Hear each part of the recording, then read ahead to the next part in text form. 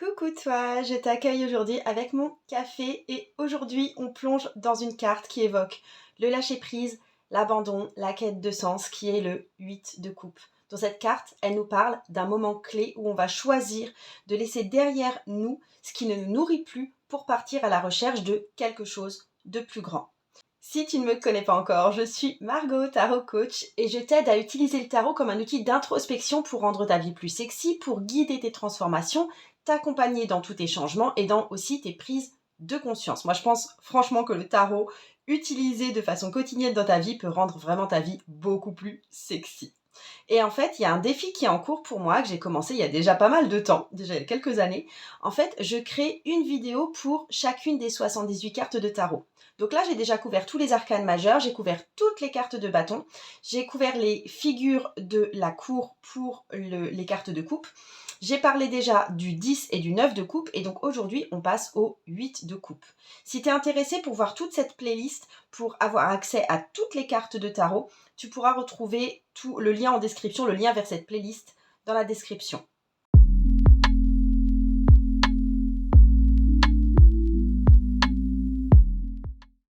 Alors cette carte, qui est un arcane mineur, va résonner avec plusieurs grands archétypes, enfin plusieurs grands arcanes majeurs qu'on trouve dans le tarot autour du chiffre 8. Donc déjà, on a la justice dans le tarot de Marseille, qui est l'arcane majeur 8. En fait, ici, on est face à un archétype maternel, qui impose une forme de loi cosmique. La loi de devenir soi-même, la loi d'être intègre avec soi-même et avec les autres. C'est aussi un peu l'enseignement de se donner ce qu'on mérite, en suivant les lois naturelles de l'univers. On peut aussi mettre ce 8 de coupe en rapport avec la force, qui est notée numéro 8 dans le tarot de Rider-Waite-Smith. Et du coup, cette carte-là, elle va plus parler du courage de nos convictions. Le 8 de coupe va nous demander de reconnaître notre propre pouvoir intérieur, comme dans la carte de la force, même si ça signifie partir et quitter une zone de confort. Et on peut aussi rapprocher ce 8 de coupe de la carte de la lune, qui est l'arcane majeur 18. Là, la carte de la lune, c'est vraiment une carte de réception pure, d'énergie introspective. On a une tendance, quelque part, au repli sur soi.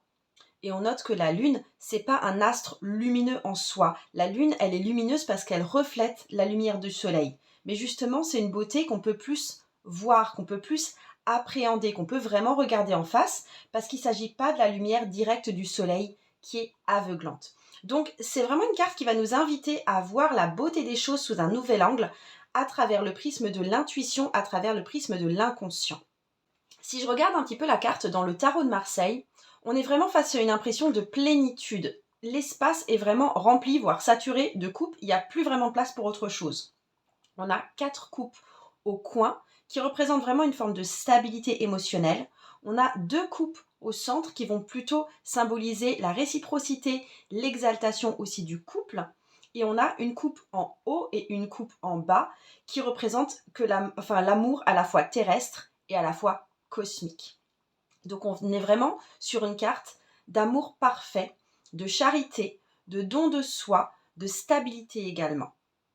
Dans le tarot de Rider-Waite-Smith, ici tu as la vraie version originale, ici tu as la version qui a été réillustrée avec moi par un illustrateur et qui a donné naissance au mini tarot Rider-Waite-Smith. On est face à une carte qui représente l'abandon, le détachement. On a une personne qui quitte une pile de coupe qui est vraiment bien empilée. C'est pas un accident, c'est un choix qui est en train de se passer, d'accord? Donc on est en train d'entreprendre un voyage spirituel, on laisse derrière ce qui ne fonctionne plus pour s'élever vers une nouvelle quête. C'est vraiment une carte aussi peut-être de déception, de renoncement, c'est-à-dire que ce qu'on avait construit et qui pourtant était beau ne nous suffit plus et on part. Si on doit comparer à un arcane majeur qui parle de destruction, de départ, de ne plus se retourner vers le passé, on n'est pas sur la carte de la tour, qui est vraiment une carte vraiment radicale de destruction. On n'est plus sur la carte de la mort, qui dit « ceci est mort et maintenant nous passons à autre chose ». On va aller vers le soleil levant, vers là où il y a quelque chose d'autre pour nous. On est face à une image aussi de lune décroissante. On est sur une période donc de réflexion, de retrait, de lâcher prise. On peut voir aussi qu'il y a une eau peut-être agitée, peut-être une forme de marasme derrière, peut-être un peu stagnante. Bref, ça peut représenter l'esprit troublé, ça peut représenter l'incertitude. Et il y a un grand écho dans cette carte au récit spirituel fondateur. C'est Siddhartha qui quitte son palais pour une vie d'ascète avant d'atteindre l'éveil et de devenir Bouddha. C'est aussi le prophète Muhammad qui abandonne sa vie de marchand pour recevoir la révélation divine. Je voulais faire un petit comparatif aussi avec certaines autres cartes qu'on peut retrouver dans les jeux d'inspiration Rider-Waite-Smith. Ici, on a dans le Wild and Known Tarot, on a vraiment une idée de quelque chose de brisé et de du coup devoir aller conquérir une autre montagne, un autre objectif. Ici, c'est dans le Lines Rider Tarot, le tarot du funambule. On a une personne qui s'en va, qui chemine, qui visiblement a rassemblé toutes ses affaires pour aller ailleurs. Ici, c'est dans le Helgoliath Tarot. On a aussi cette idée d'ascension après avoir cumulé un certain nombre d'objets. Alors, j'aime bien aussi ici, ça c'est dans le tarot du bien-être, qui est le Antique Anatomy dans son jeu original. Je préfère largement le nom original de Antique Anatomy plutôt que de tarot du bien-être. Mais en fait, on retrouve les mots-clés sur les potions. On a Let Go Potion, on a Despair, on a Aura Cleanse, on a Wake Up Potion, on a The Void et on a Soul Journey. Donc j'aime bien en fait ce truc de... tous les mots-clés sont retrouvés comme des noms de potions, voire des remèdes magiques ou des remèdes tout court qu'on peut s'appliquer. Ça, c'est dans le Children of Litha Tarot. On a aussi cette idée d'attention, on a aussi cette idée lunaire. Ça, c'est le Cosmic Cycles Tarot qui parle alors soit carrément d'une séparation, soit de la femme qui préfère peut-être passer la soirée à travailler plutôt que de rester avec sa famille. Et enfin, dernière image que je te montre dans le Somnia Tarot, où on a une image qui est vraiment assez classique pour le coup d'un départ face à plein de seaux qu'on avait réussi à empiler auparavant. Pour tous les noms de ces tarots, tu les retrouves en dessous, je te les mets en descriptif. On passe au tarot de Thoth. Je t'ai aussi sorti la carte dans le Hermétique Tarot parce que c'est un jeu d'inspiration Thoth et puis qui reprend bien toutes les formes symboliques, je trouve. Donc le nom de la carte dans le tarot de Thoth, c'est Indolence. Donc c'est une carte qui va indiquer la lourdeur, la lassitude, le découragement. On est aussi sur des interprétations beaucoup plus astrologiques avec le tarot de Thoth et le Hermétique Tarot. Donc on a ici le signe de Saturne en Poisson. On est sur la carte de Saturne en Poisson. Donc c'est comme un petit peu si l'énergie qui est très lourde, qui est très sérieuse de Saturne écrasait un petit peu l'énergie plus légère et plus fluide du Poisson. Il y a un sentiment de solitude, une introspection douloureuse, de la perte d'intérêt pour tout ce qui est de l'ordre du matériel. Et en fait, Crowley va lui-même décrire cette carte comme, je paraphrase, hein, une fête où tous les préparatifs ont été faits, mais où l'hôte a oublié d'inviter les invités, ou alors où les fournisseurs n'ont pas livré les bons produits. Et on peut voir dans la représentation visuelle de Lady Harris, c'est vraiment une forme de bassin d'eau stagnante. On a 3 coupes en haut vides, une coupe en bas qui sont vides. Bref, c'est à moitié plein tout ça. Et il y a les 2 coupes du milieu qui versent leur contenu à la mer. Donc, il y a un liquide qui s'échappe qui peut être vu peut-être comme une perte aussi. Si toi, tu as envie ou même besoin d'aller plus loin dans ta compréhension des cartes dans l'univers du tarot comme un système, moi, ce que j'ai à te proposer, c'est Vocotaro. Vocotaro, c'est un répertoire audio de toutes les cartes pour t'accompagner. Alors, il y a 2 audios à chaque fois pour chaque carte. Il y a des audios d'interprétation. En gros, tu mets l'audio en marche quand tu as besoin de mieux comprendre une carte qui te bloque dans un tirage. Et il y a des audios d'inspiration. Donc là, à chaque fois, c'est des petits audios de 1 minute. Quand tu as tiré une carte, par exemple, tu as tiré le 8 de coupe, tu fais partir l'audio de 1 minute pour l'audio d'inspiration de Vocotaro. Et c'est 1 minute pour que cette carte puisse guider ta journée, même si a priori, c'est pas une carte positive, n'empêche que l'audio d'inspiration va te remettre sur les rails de ta propre journée. Donc il y a 78 audios d'interprétation de toutes les cartes et 78 € d'inspiration de toutes les cartes. Et là, ces temps-ci, je te propose 19 audios de cartes offerts parmi les 78. Tu peux télécharger ça tout de suite. Je t'ai mis le lien dans la description, donc je te laisse un accès gratuit à 19 des cartes parmi les 78 de tout le jeu de tarot. Alors, dans un tirage, que peut représenter ce 8 de coupe? En fait, souvent, c'est un moment de rupture.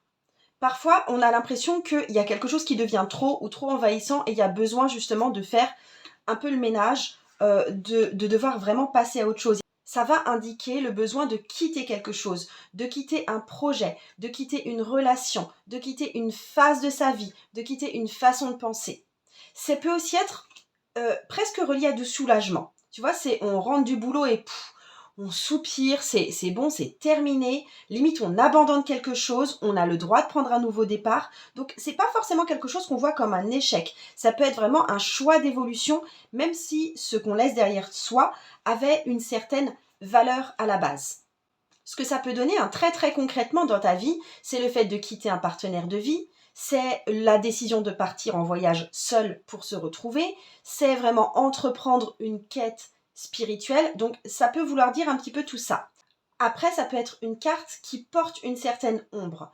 Il peut s'agir par exemple du fait d'abandonner parce qu'on a peur de quelque chose. Donc c'est une carte où on va éviter les problèmes plutôt que vraiment les affronter.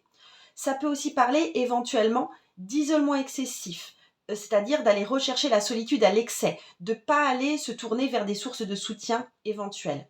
Ça peut aussi parler ici de dépendance émotionnelle.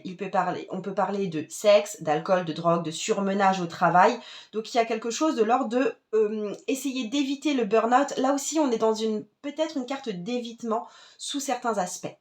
Je voulais aussi faire le lien entre ce 8 de coupe et d'autres cartes de tarot qui peuvent résonner avec elle. Alors déjà, ça va résonner, tu sais, là, je suis en train d'étudier les cartes, les arcanes mineurs, je les prends dans leur ordre décroissant. Donc, j'ai fait le 10, j'ai fait le 9, et là, avec le 8, 7, 6, 5 et 4, on est face à des cartes de coupe qui peuvent éventuellement parler d'inaction et de danger d'inaction, de danger de procrastination. Donc là, avec ce 8 de coupe, j'ouvre toute une série de cartes jusqu'au 4 de coupe où on parle d'une forme de danger de stagnation.